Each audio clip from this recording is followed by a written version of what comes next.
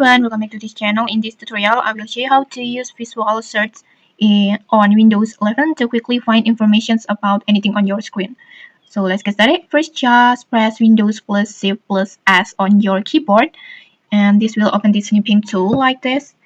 Windows plus Shift plus S like this, and then in here you just need to simply select the area or image that you want to search. For example, I want to select this area, this flower area like this, and then in here just open the result, and then next just right click on this image or this picture, and then just simply tap on visual search with ping like this.